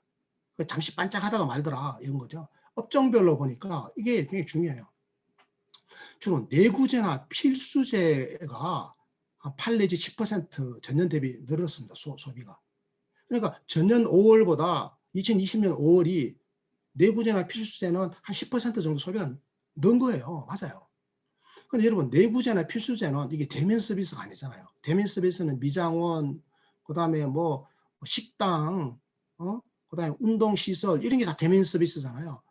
이 대면 서비스업이나 음식업은요. 한 3% 정도만 늘어나는 거예요. 그러니까 이재명 지사는 분명히 그렇게 말씀하셨거든요. 이거 뭐 재난지원금 나눠주니까 동네 골목 상권이 살아난다 그러는데 골목 상권이 안 살아나요. 그러니까 뚝 떨어졌던 게 조금 회복된 건 맞아요. 그리고 전년 대비 한 3%대에 늘어난 건 맞는데 이게 잠깐 한 달 가다가 그냥 다시 또 뚝 떨어져 버리는 거죠. 왜 그렇습니까? 감염을 우려하는 상황에서 코로나19 걸릴까 봐 소비자들이 대면 소비를 기피하는 거죠. 그럼 왜 내구재나 필수재는 늘어났냐? 내구재나 필수재는요. 이거는 만나가지고 뭐 같이 밥 먹고 대화하고 이런 게 아니잖아요. 그러니까 이게 늘어나는 거죠. 냉장고 같은 거, 밥솥 같은 거. 그런데 이제 경기도민들에게 지급된 재난지원금에 대해서 1.85배 소비 효과가 나타났다. 이게 경기도하고 이재명 지사께서 하신 말씀이에요. 아니 재난지원금을 10만 원을 나눠줬더니 18만 원을 우리 도민들이 쓰더라. 이런 말이잖아요. 이 참 신기한 겁니다. 10만 원을 줬는데 이 10만 원 다 쓰고 자기가 18만 원을 더 보태가지고 쓰더라. 이런 이야기를 해요. 생각을 해보면 이런 일이 일어나기가 어렵죠. 원래 내가 소비를 하고 있는데 여기에다가 10만 원을 받으니까 내 돈 10만 원, 8만 원을 보태서 18만 원의 추가 소비를 한다. 내가 원래 하던 거 말고 추가 소비가 이만큼 더 일어난다? 상상하기가 어렵죠. 그런데 한국개발연구원은 어떻습니까? 10만 원 주니까 3만 원만 소비하더라. 그러니까 18만 원을 소비하는 거예요. 3만 원만 소비하는 거예요. 어느 게 답이에요? 3만 원만 소비한다는 게 정답입니다. 그러니까 지금 경기도에서는 말을 잘못하고 계시는 거죠. 자, 여러분 한번 생각해 보십시오. 이게요, 세 가지 논리가 있습니다. 첫 번째는 방역이 개선이 됐잖아요. 그럼 위축된 소비가 자연스럽게 회복되는 추세가 있습니다. 예를 들어서 2월, 3월 1차 재난지원, 1차 유행이 나타났던 게 제가 2월 20일이라고 그랬잖아요. 2월 20일부터 3월 한 달 동안 거쳐서 거의 한 2달 동안 이렇게 방역이 나빴죠. 그러다 4월 중순 들어서 가지고 방역이 개선되니까 4월 중순 이후로는 서서히 5월에 걸쳐서 위축되어 있던 그동안의 소비가 서서히 회복되는 거잖아요. 이거를 고려해야 되는데 경기도 연구는요. 2월 달에 전년 대비 마이너스로 뚝 떨어졌잖아요. 뭐 전년 대비 마이너스 뭐 30% 이렇게 소비가 떨어졌을 거 아니겠어요. 이게 3월, 4월, 5월에도 그대로 이어질 것이다라고 하는 이 베이스라인을 잘못 설정해 놓고 그걸로부터 회복되는 게 엄청나게 회복됐다고 하니까 그 간극이 커지잖아요. 이렇게 계산을 하다 보니까 10만 원을 주면 18만 원 쓴다라고 하는 이런 셈법이, 이런 계산이 나온 거죠. 굉장히 비현실적인 이야기죠. 그러니까 전제가 잘못된 거죠. 애초에 연구 설계가 잘못된 겁니다. 두 번째는 이 보복 소비예요. 이연 소비. 그러니까 무슨 말인가 하면 2월 20일부터 3월 그리고 4월 초순까지 이 2달 동안에는 소비를 못 했잖아요. 그러니까 돈을 못 썼어요. 감염 때문에. 그래도 방역 상황이 좋아진 5월부터는 그때 소비 안 했던 거를 이렇게 보복 소비를 하는 거죠. 소비 안 했던 걸 한꺼번에 다 소비하는 겁니다. 아까 제가 8월에 소비가 뚝 떨어졌던 것은 미래 소비를 앞당겨서 소비했다고 했잖아요. 미래 소비를 앞당겨서 소비하기도 하고 과거에 못했던 소비에 대한 보복성 소비, 이연 소비, 지연되는 소비죠. 땡겨서 소비하기도 하고 미루어서 소비하기도 한다. 이 효과가 5월에 겹쳐서 나타난 겁니다. 근데 이거를 이제 또 이렇게 오해를 하면 안 되는 거죠. 실제로 해외 주요 연구들의 공통된 결과를 보면 이게 미국이라든지 뭐 대만이라든지 다른 나라 연구 결과들을 보면 대체적으로 이 소비 효과가 한 20 내지 40%입니다. 그러니까 KDI에서 나왔던 26에서 36% 이거는 이게 오히려 맞는 거지. 어떻게 20이나 40%가 아니라 180%가 나옵니까? 이 180%라고 하는 경기도 주장은 말이 안 되는 거다. 근데 이재명 지사께서 이런 주장을 하십니다. 전 국민에게 지역화폐로 보편 지급한 1차 재난기본소득의 성공, 이 성공이라고 말씀해야 하세요. 본인은 이제 이게 180% 소비가 진작됐다고 보니까요. 그럼 현금으로 선별 지급한 2차 재난지원금, 이거는 거의 효과가 없었다. 이렇게 딱 단언을 해버립니다. 그런데 이 소비 정대 효과를 1차 재난지원금에서는 따질 수가 있어요. 2차 재난지원금은 소비 정대 효과를 따지면 안 되죠. 2차 재난지원금은 맞춤형으로 피해본 사람에게 직접 현금 지급한 거예요. 그래서 이거는 뭐 소비 정대 효과를 계산하면 안 되는 겁니다. 그래서 이거 두 개는 다른 차원의 이야기인데 이걸 같이 묶어가지고 1차가 효과가 있고 2차는 효과가 없다. 그러면 1차로 가야 된다. 3차 재난지원금이나 4차 재난지원금이나 다 1차 방식으로 가야 된다. 이렇게 이야기하는 거는 이거는 잘못된 거죠. 그래서 다시 한번 정리하자면 1차 재난지원금의 그 투입 예산 대비 매출 정대 효과는 30% 수준이었다. 그래서 감염병 확산 상황에서는 가구에 대한 현금 지원은 매출 정대 효과가 미미하더라. 아니 감염병이 확산되어 있는데 현금을 지원해봐야 이 매출 연결 안 된다 이 말이죠. 그래서 2차 재난지원금은 맞춤형 선별로 정부가 결정을 했던 것이고요. 대면 서비스업의 이 피해가 크잖아요. 여기에 바로 직접적인 지원을 하고 여기에 종사자들에게 직접적인 지원을 하는 게 옳다 이런 거죠. 여러분 굉장히 중요한 포인트인데요. 이 상위소득계층은요. 상위소득계층은 감염병 상황에서는 감염병이 뭐 확산되고 있죠. 그러면 소비를 더 크게 줄입니다. 실제로 그래요. 이 고소득자들은요. 위험하면 소비를 안 해버려요. 그런데요. 그러니까 어떻게 해야 되겠습니까? 소비 쿠폰 같은 거 나눠준다고 해서 소비를 안 가요. 돈이 없어서 소비 안 하는 게 아니기 때문에 그렇죠. 그럼 어떻게 해야 되느냐? 철저한 방역입니다. 철저한 방역이 소비 진작의 전제 조건이에요. 그 방역에 성공을 하면 상위소득계층은 자기 돈 갖고 돈 쓰러 나와요. 와, 그동안 몇 달 동안 내가 돈 못 썼네. 그 소위 말하는 지연된 소비죠. 이연 소비, 보복성 소비를 막 합니다. 그러니까 방역만 해가지고 코로나만 잡히면 이제는 상위소득계층은 돈 쓰러 막 나온다 이 말이에요. 근데 그분들에게까지 돈 나눠주자라고 이야기하는 거는 그건 사실은 제가 볼 때는 제정신이 아닌 겁니다. 그래서 제가 이 말씀을 드렸고요. 그래서 식당이나 미용실, 우리 주변에 있는 이런 대면 서비스 업종은 1차 재난지원금의 특수를 누리지 못했다라고 하는 것은 명백한 사실입니다. 그래서 전국민 재난지원금 방식은 대면 서비스 업종의 매출을 늘려주는 효과가 별로 없어요. 한계가 있다. 있긴 있지만 한계가 있다. 그래서 피해 업종과 종사자에 대한 직접 지원이 필요하다 이런 말씀을 제가 결론적으로 드립니다. 자, 그러니까 이제 4차 재난지원금을 이제 드리자라는 이야기가 막 지금 터져나오고 있다고 말씀드렸잖아요. 지금 실제로 이런 논의가 막 나옵니다. 특히 4월에 한국에서 서울시장, 부산시장 보궐선거가 있습니다. 4월 선거를 앞두고 아마 3월에 2월, 3월에 이게 큰 쟁점이 될 것 같습니다. 자, 그런데 이 전국민 무차별 지원을 하자라고 하는 엉터리 여론조사 결과가 나와서 좀 걱정입니다. 대한민국의 정치가요, 걱정이에요. 이렇게 일제히 언론에 보도됐습니다. 방송, 신문, 뭐 인터넷, 도배가 됐습니다. 여러분 다 보셨을 겁니다. 전국민 재난지원금 여론이 확인됐다. 엄청나게 압도적이더라. 그러니까 여권도 공론화에 박차를 가하고 있다.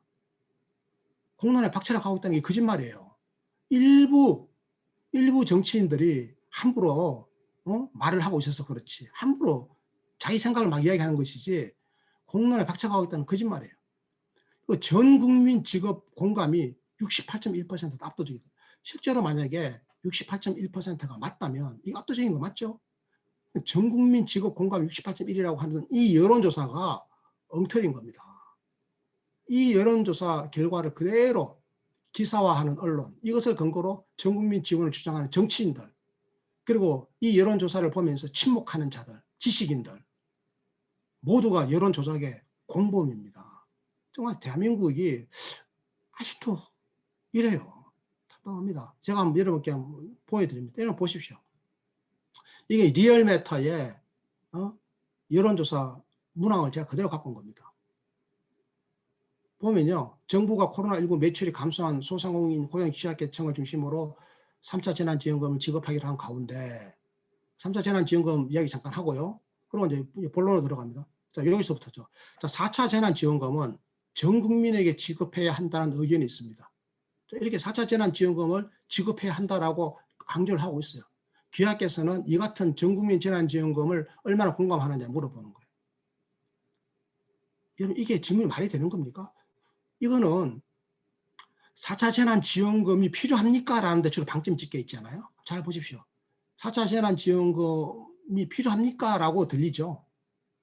이게 어떻게 전 국민에게 무차별적으로 전 국민에게 지원해야 되는 거냐 아니면 맞춤형 선별 지원해야 되는 거냐 이런 거를 물어보는 거가 아니잖아요.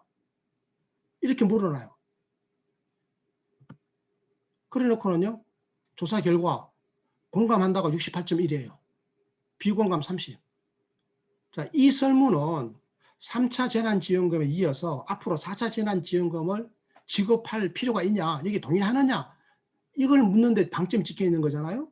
그리고 근데 여기에다가 전 국민이라고 하는 말을 슬쩍 넣어놓은 이런 방식입니다. 이거는 정말 일종의 여론 조작입니다. 저는 리얼메타는 여기에 대해 가지고 사과해야 된다고 생각합니다. 무슨 업무가 있는지 모르겠는데 아니면 단순한 실수인지 이게요. 제가 이게 보건 정책이나 복지효과 정책을 공부하다 보니까 저는 이런 걸 조사를 굉장히 많이 하잖아요. 저 같은 전문가가 볼 때는 이거는 만약에 이게 학위 논문이 이렇게 왔으면 저는 아마 퇴학시켜 버렸을 겁니다. 내쫓아 버렸을 거예요. 왜냐, 이거 말이 안 되는 걸 해왔으니까요. 정확한 설문이 되려면 이렇게 돼야죠. 4차 재난지원금 지급에 공감하십니까를 물어봐야죠, 먼저. 4차 재난지원금 지급에 공감한다, 안 한다가 나올 거 아니겠어요? 그러면 이제, 자, 공감하신다면, 그러면 전 국민 지급이 옳습니까? 아니면 맞춤형 선별이 옳습니까? 이렇게 물어봐야죠. 다시 말해서 전 국민 지급과 그다음에 상위 소득 계층을 제외한 중하위 소득 계층 지원 중 어디로 공감하냐 이렇게 물어봐야죠. 전 국민에게 무차별적으로 똑같이 1차 때쯤 줄 거냐, 아니면 이번에는 상위 소득 계층을 제외할 거냐 이렇게 물어봐야죠. 이렇게 물어본다면 저는 분명히 전 국민 지급보다는 저는 맞춤형 선별 지원이 훨씬 더 저는 압도적인 공감을 받을 것이라고 생각합니다. 결과적으로 이건 여론을 완전히 지금 조작한 셈이다. 이렇게 말씀을 드리는 거죠. 근데 여러분 보십시오. 이 4차 재난지원금에 지금 향방을 놓고 논란이 벌어지고 있습니다. 이재명 지사께서 전국민 재난지원금 주장을 계속 펴고 있으니까요. 이렇게 지금 주장을 계속 펴잖아요. 전 국민을 대상으로 1차 재난지원금을 넘어서는 규모의 지급이 필요하다. 1차 재난지원금 얼마를 뿌렸습니까? 14조 4천억 원이잖아요. 14조 4천억 원 이상의 재난지원금을 뿌리자. 근데 여기에는 이제 지역화폐 방식으로 지원하자. 이 주장을 국회의원 300명 모두에게 편지를 보냈네요. 그리고 기획재정부에도 편지를 보냈습니다. 촉구한 거죠. 엄청난 정치적 압력을 가한 겁니다. 이런 상황에서 이재명 지사하고 정치적 이해관계를 같이 하는 분들이 막 호응을 하면서 여론 조작적인 발언을 일삼고 있는 거죠. 이제 4월에 치러지는 시장 보궐선거를 앞두고 여야 정치권이 앞다투어서 이재명 지사가 던져놓은 이 미끼를 물도록 지금 낚싯밥을 던져놓은 거잖아요. 우리 정치가 이런 질라전 포퓰리즘의 늪에 빠지지 말았으면 좋겠다. 이게 제 생각입니다. 저는요, 독일처럼 피해 맞춤형 지원을 보다 두텁게 하고 소비 진작을 위해서라면 재난지원금을 소득 상위 20, 30% 상위 계층은 제외하고 주로 하위 계층에게 더 두텁게 지급하는 게 옳다. 그래서 3월 이후에 단행을 하되 4차 재난지원금, 정률의 임대료 지원 한 3개월치 정도 정률의 임대료 지원 방안, 독일 같은 거죠. 뭐 캐나다나 일본 같은 경우도 마찬가지입니다. 이렇게 해서 정률 임대료 지원 방안을 포함시키는 겁니다. 그리고 모든 국민들에게 재난지원금을 드리고 싶더라도 상위 소득계층, 상위 20, 30%는 제외하고 드려야 되는 게 옳다. 이 말씀을 제가 드립니다. 여러분 경청해 주셔서 고맙습니다. 마치겠습니다. 고맙습니다. 우리 교수님께서 아주 1시간 정도 되는 긴 시간 동안 오늘 굉장히 열정적인 강의를 해주셨습니다. 오늘 열정적인 강의 해주신 우리 교수님께 다시 한번 큰 박수 부탁드리겠습니다. 하트도 한번 날려주시고요. 네, 감사합니다. 예, 여러분들 채팅 내용들을 제가 많이 지금 종합을 해봤고요. 지난번과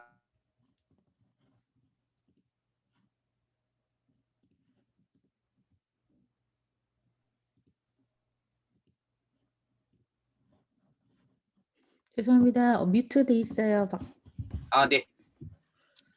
먼저 열정적인 강의해 주신 우리 교수님께 다시 한번 감사 말씀을 드립니다. 그리고 1시간 정도 되는 시간 동안 굉장히 열띤 토론을 해 주셨습니다. 여러분들께서 그 중에서도 이제 질문을 몇 개 제가 좀 추렸고요. 그리고 여러분들께서 이번 시간을 통해서 여러 가지로 또 공감도 해주신 내용들을 또 종합해서 교수님께 몇 가지 좀 질문을 드리겠습니다. 질문 내용이 굉장히 많아서 한 5가지 정도를 엄선을 했고요. 우리 교수님께서 또 말씀해 주시면 여러분들께서도 공감도 해주시면 감사드리겠습니다. 첫 번째 질문입니다. 재난이 여러 유형이 있겠습니다만 지금처럼 전염병은 백신 마련 같은 예산이 여러 곳에 필요한 재난이 발생할 경우에 비용이 정말 크게 드는 걸로 알고 있습니다. 그래서 이로 인해서 국민들의 세금 문제가 국민들이 세금 문제에 굉장히 민감한데요. 이번 재난 지원금은 또 어떤 식으로 비용 충당이 되고 또 어떤 방향으로 활용이 되면 좋을까요? 이 부분에 대해서 좀 질문을 해주셨는데요. 교수님 생각 어떠신지 말씀 좀 부탁드리겠습니다. 네, 지금 그 백신이 굉장히 중요합니다. 치료제도 중요하지만 백신이 더 중요하죠. 왜 그런가 하면요. 이게 지금 백신이 보급이 빨리 되어가지고 이게 지금 그 허드 이뮤니티, 그러니까 군집 면역을 우리가 집단 면역을 획득을 해야, 그래야 어떻게 됩니까? 그러면 그것만 되면요. 아까 제가 말씀드린 것처럼 이 고소득계층은 어떻게 한다고요? 그동안에 미뤄놓았던 이연 소비, 즉 보복 소비를 하러 나설 거거든요. 고소득층뿐만 아니라 중간 소득계층도 마찬가지입니다.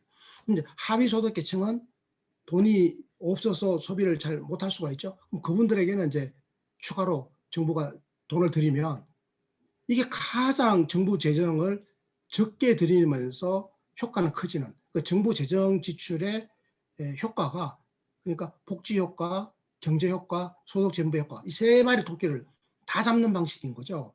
자, 근데 그럼에도 불구하고 재정 지출의 금액이 아마 굉장히 클 겁니다. 걱정입니다. 지금 그런데 다행스러운 것은 우리나라가 그래도 이 재정 건전성은 좋은 편에 속합니다. 지금 한 47%까지 올라올 텐데 올해.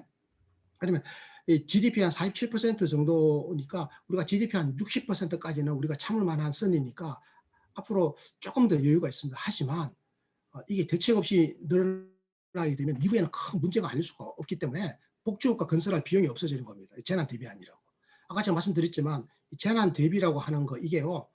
그 돈을 지출하지 않습니까? 재정 지출을 하게 되면 재정 지출의 효과가 반짝하고 한두 달 가고 또 도로 내려가 버리거든요. 반짝하는 거, 요 효과를 위해서 우리가 재정을 과도하게 많이 투입해 놓으면 이게 나중에는 그 복지국가 건설 과정에 써야 될 재정이 부실해져서 큰 문제가 생길 수 있기 때문에 제가 재정 지출의 효과라고 하는 측면에 좀 신경을 써야 되겠다, 이 말씀을 드리고 싶습니다. 예, 지금 말씀하신 그 교수님 말씀하신 거에 대한 이제 또 연결한 어떤 연관된 좀 질문인데요. 보편적인 일괄 지원을 주장하는 사람들이 한국의 국가 재정 건전성이 조금 좋고 재정이 튼튼하기 때문에 보편적으로 일괄 지급해도 별 타격이 없다라는 주장을 하고 있는데 이게 맞는 얘기일까요? 지금은 그렇습니다. 지금은 그 보편적 일괄 지급을 뭐 진짜로 한 두세 번 더 해도 되죠. 그 이재명 지사 말씀처럼 한번 생각해 보십시오. 우리가 GDP가 2,000조 원이잖아요. 10조 원짜리를 세 번 하면 30조 원이죠. 30조 원 해봐야 30조 원 해봐야 그 2,000조 원에 비하면 그죠? 한 1.5%밖에 안 되잖아요. GDP에. 그 실제로 우리가 작년 1년 동안에 GDP 한 4%를 코로나 대응했었거든요. 근데 유럽 나라들은 대체로 한 10%를 썼습니다. 많이 쓴 나라는 뭐 15% 넘게 쓴 나라도 있어요. GDP에. 우리는 GDP에 4%를 썼는데, 근데 뭐 이번에 저 GDP에 뭐 한 2%면 40조 원이잖아요. GDP 한 2%를 재난지원금에다가 쓰면 한 40조 원 쓰는 거잖아요. 좀 쓸 수 있다고 생각해요. 40조 원을 뭐 한 20조 원 두 번 나눠 쓰든지 할 수 있어요. 그런데 문제는 그 재정을 그렇게 썼을 때 재정 지출의 성수 효과가 나타나야 되는데, 그 아까 보신 것처럼 쓴 돈의 30% 정도만 소비 정도로 나타나고 70%는 잠겨버린다고요. 정부의 재정 지출은 이 재정의 성수 효과가 굉장히 크게 나타나야 됩니다. 그런데 현금을 주니까 그게 바로 대부분이 그 저축으로 잠겨버리게 되면 이거는 나라가 망하자라고 하는 거잖아요. 예를 들면 이런 거죠. 정부가 돈을 지출했을 때 이게 어느 게 성수 효과가 제일 큰가 하면요. 예를 들어서 보육이라든지 의료라든지 이런 데 돈 쓰는 게 제일 성수 효과가 좋아요. 왜냐하면 직접 서비스를 정부가 구입하기 때문에 일자리도 만들어지고 여기서 구매하는 걸 처음부터 다 소비되는 거잖아요. 100% 소비가 되는 거거든요. 근데 현금을 주고 나니까 30%만 소비되고 70%는 저축으로 가버리잖아요. 그런데 지금 현금 지원을 필요한 사람에게 하자라고 하는 건 맞는 말인데, 필요 없는 사람에게까지 하는 거는 그거는 나라 경제를 망치는 것뿐만 아니라 재정의 지속 가능성을 망치는 거죠. 그리고 제가 아까 47%까지 지금 국가 채무가 늘어나고 있다고 말씀드렸는데요. 이게 60% 선을 돌파하게 되면 그 다음에는 우리가 정책 수단을 다 잃어버리게 됩니다. 그래서 이게 사실 얼마 안 남았어요. 앞으로 한 3년, 4년 남았습니다. 앞으로 한 3년, 4년만 지나면, 한 4년만 지나면 이 추세대로 가면 GDP 대비 60%의 재정 적자가 기록되는데요. 그 추세로 늘어난다고 그러면 대한민국은 재정적으로 굉장히 어려워집니다. 그러면 지금 재정을 쓰는 거는 앞으로 3년, 4년 이후에 성장의 동력을 마련하는 걸 알아야 돼요. 그러니까 우리의 먹거리를 마련하는 경제복지정책에다가 써야죠. 그러면 경제정책은 4차 산업혁명을 하는데 미래산업에 주로 써서 일자리 만드는 데 쓰고, 그리고 복지정책으로는 우리 국민의 능력을 키워주는 교육과 직업훈련 같은 여기다 돈을 쓰는 게 이게 합리적으로 쓰는 거죠. 재난 상황에 대비하기 위해서 돈을 쓸 때는 써야 되는 게 맞는데 돈은 복지 효과와 경제 효과와 소득 재정비 효과를 따져서 재정 지출의 성수 효과가 가장 큰데 돈을 쓰는 게 맞다 이렇게 보는 겁니다. 네, 감사드립니다. 이번 질문은 카톡을 통해서 고등학생이 질문을 해주신 건데요. 기본소득이라고 하는 걸 자세히 뜯어보면 마치 북한의 배급제도랑 비슷하다는 느낌을 지울 수가 없습니다. 고등학생인 제 입장에선 그렇습니다. 그래서 결국에 북한도 김정일 시대 이른바 고난의 행군 때 배급이 끊겼는데 기본소득도 결국 그런 결과를 맞이하겠죠라는 질문을 제가 아는 지인이 해주셨습니다. 그 기본소득이 그 아주 낮은 수준, 가령 뭐 이재명 지사가 하자는 것처럼 당장 뭐 한 10조 원 가지고 연간 10조 원으로 하면 한 달에 5,200만 국민에게 한 달에 한 16,000원 주는 거거든요. 한 달에 16,000원씩 나눠주는데 10조 원을 쓰자. 그럼 뭐 우리가 2,000조 원의 GDP가 있는 나라에서 10조 원을 그렇게 낭비했다라고 해서 뭐 그게 배급제다 나라가 망한다라고 할 수는 없겠지만 완전 기본소득으로 간다면, 그러니까 GDP의 25%를 나눠줌으로써 국민의 물질적 자유, 모두의 물질적 자유를 구현하고자 하는 게 완전 기본소득의 취지인데요. 그러면 이제 GDP 25%면 500조 원이잖아요. 2,000조 원 중에 500조 원을 이제 가져다가 모든 국민들에게 한 달에 한 80만 원씩을 나눠주기 시작한다고 하면, 그러면 이제 이게 나중에 재정적으로 감당을 못하는 상황이 생길 수가 있고, 그럼 이게 이제 노동과 이 정부의 재정 지출 사이에 국민 입장에서는 소득이죠. 소득과 노동의 연결고리가 끊어지게 되는 상황에서 이 소득이 지속 가능할 것인가, 이게 대한 우려가 크죠. 네, 감사드립니다. 이거 제가 잘 전달하도록 하겠습니다. 질문이 2개가 더 남았습니다, 교수님. 맞춤형 선택이라는 말씀에 적극적으로 동의를 합니다. 지금 캐나다는 복지가 잘 돼 있고 코로나19 사태로 인해서 많은 돈을 정부가 풀고 있습니다. 그렇지만 지금 시청해 주시고 계시는 분, 남편이 일을 하고 있기 때문에 그 어떤 혜택도 받고 있지 않습니다. 혜택이라고 한다면 전기세 전 온타리오 주민에게 감면해 주는 정도인데요. 아직 한국의 복지 개념 정리와 또 국민들 또한 정부의 정책을 이해하고 협조해야 된다고 하는데 교수님 생각은 어떠신지 좀 한번 말씀해 주시겠습니까? 네. 대체로 K 방역에서 나타났듯이 우리 국민들의 압도적 다수는 굉장히 이제 이성적이고 합리적으로 생각을 하시는 경향이 강해요. 그 언론을 통해서 보면 뭐 미국도 그렇지만 특히 뭐 유럽 나라들 대체로 이 자유주의 국가들 보면 그 이 개인의 자유에 대한 오해가 굉장히 큰 것 같습니다. 자유지상주의에 가까울 정도로 개인의 자유를 추구를 하는 거죠. 그 개인의 자유 추구가 다른 사람의 자유를 얼마나 심각하게 침해할 수 있는지를 그들은 경험을 못 해본 사람들입니다. 전후 세대들은 특히 경험을 못 해본 거죠. 이제 그런 유럽 사람들 이 자유주의적 시각에서 볼 때 Oh, Canada. Oh, K방역은 Canada. Oh, Canada. Oh, Canada. 네, 이분 좀 K방역 죄송합니다. 네, 죄송합니다. 네, 교수님 계속 말씀해 주셔서 괜찮을 것 네. 같습니다. 그 유럽 사람들이 봤을 때 이 K 방역은 굉장히 신기한 거죠. 저는 오히려 우리나라가 개인의 자유를 이렇게 극대화하되 이게 다른 사람의 자유를 침해하지 않는다라고 하는 이런 관점을 이번에 이게 감염병 상황 속에서 우리가 다시 한번 확립할 수 있는 좋은 계기가 아니었나 싶어서 저는 앞으로 우리나라가 좀 성장의 잠재력이 굉장히 크다고 생각해요. 아마 우리가 한국형 복지국가를 잘 만들면 우리나라가 전 세계적으로 하나의 새로운 모범이 될 수 있지 않겠는가.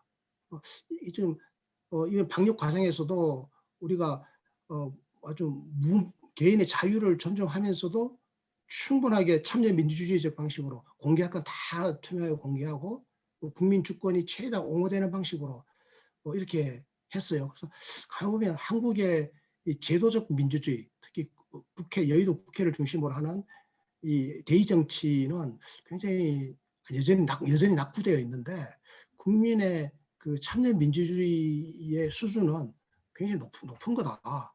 이런 생각을 해봅니다. 네, 감사드립니다. 한 가지 질문이 남아 있습니다. 네, 재난보다 지금 이 팬데믹이라는 게 굉장히 더 심각한데 이제 또 이번 코로나의 사태가 결과적으로 뭐 종식이 되거나 했을 때 그 뒤에 있을 어떤 재난이라고 뭐 천재지변이라든지 어떤 재난 상황이 언제든지 발생을 할 수가 있는 거라 국가는 보험 같은 어떤 대비가 좀 필요하다고 생각이 드는데요.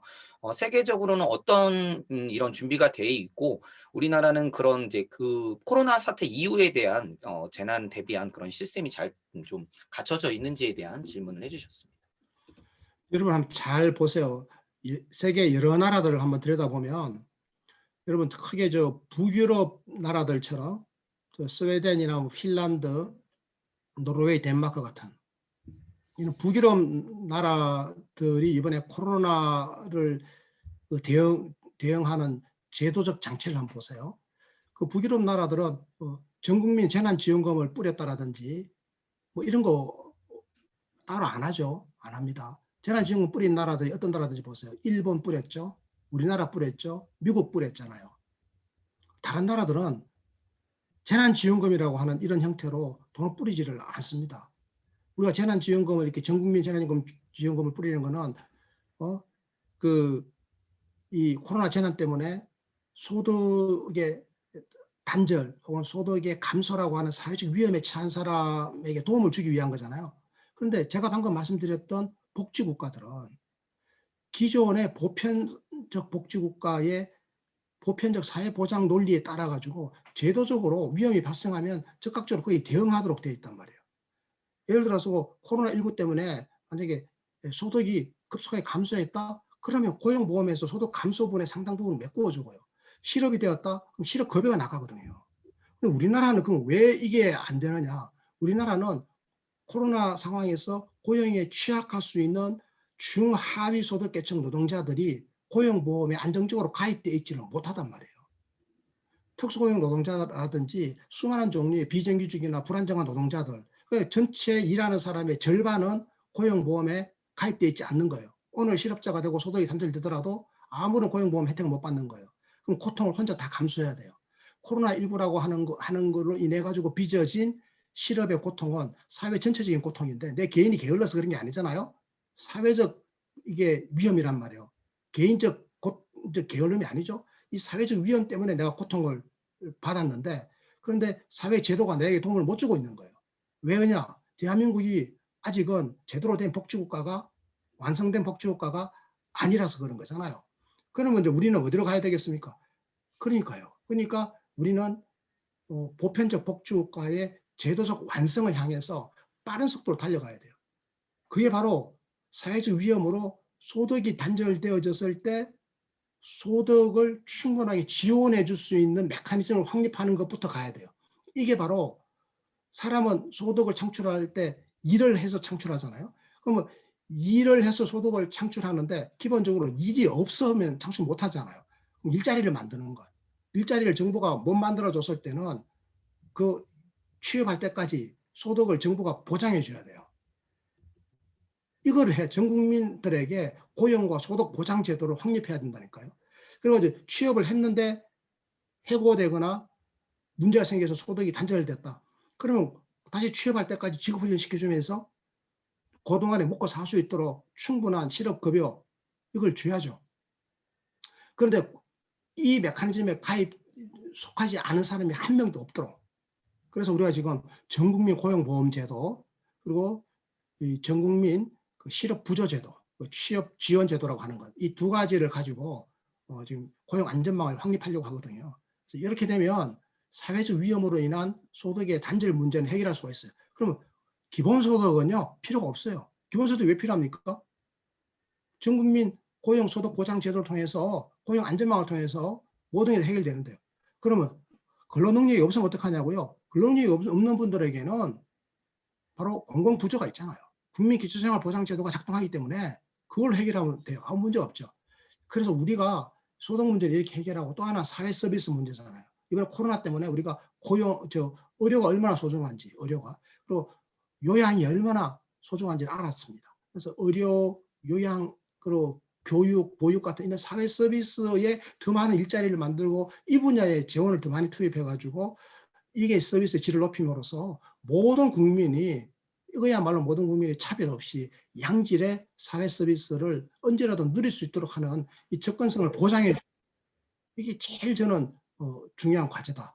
그래서 이 코로나19가 우리에게 던져준 과제의 기본적인 원리, 핵심 원리는 뭐냐? 바로 복지국가의 사회보장 원리를 대한민국에서 제도적으로 완성하라는 겁니다. 한국형 복지국가를 신속하게 건설하라고 하는 시대적 과제가 우리에게 주어져 있다. 우리는 그 길로 빨리 가야 된다. 저는 지금 그 길로 빨리 가고 싶어 죽겠어요, 지금.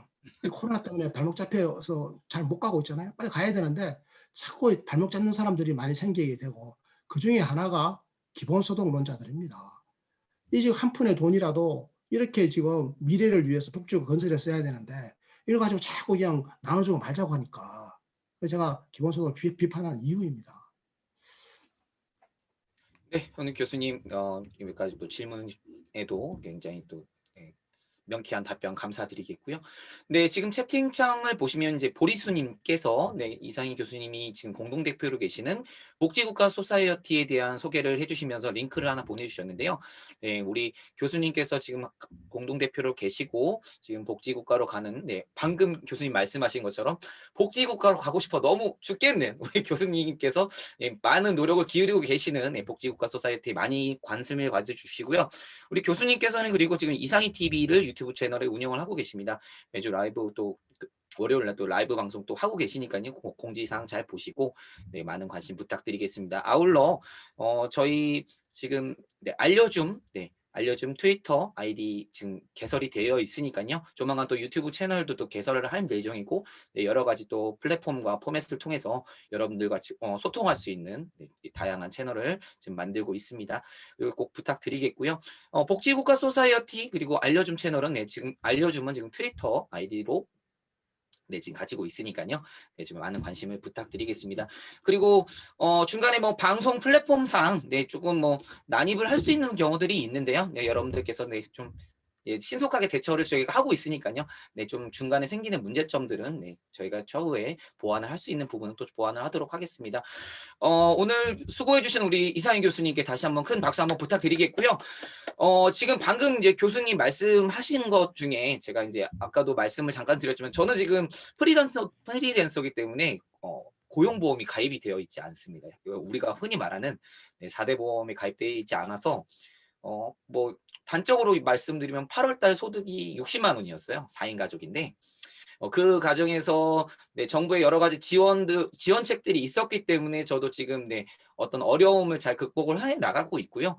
그래서 교수님 오늘 말씀하신 것처럼 뭐 고용보험이라든지 이런 부분을 또 사회적인 보장 제도를 통해서 사각지대에 있는 사람들이 지금도 고통당하고 있는 사각지대에 있는 많은 분들이 혜택을 또 받고 계신다는 걸 꼭 명심을 해주시고 우리 더 빨리 복지국가로 가기 위해서는 기본소득론자들의 어떤 공격에 우리가 꼭 스마트하게 대응을 해야 되기 때문에 앞으로도 알려줌 시리즈 그리고 우리 교수님의 강연 많은 관심 부탁드리겠습니다. 오늘 예, 이상희 교수님의 강연 2차 재난지원 2차 시리즈 2차였습니다. 재난지원금 지급 전국민 무차별인가 맞춤형 선별인가에 여러분들 많이 참여해 주셔서 감사드리겠고요. 추후에도 또 저희가 방송을 통해서 여러 가지 방송 일정을 공지하도록 하겠습니다. 오늘 함께 해주신 여러분들 대단히 감사하고요. 저는 사회자 6일준이었고 오늘 저희 연희 백만대군 알려줌 팀이었습니다. 그리고 우리 오늘 수고해주신 이상희 교수님이셨습니다. 큰 박수 부탁드리면서 오늘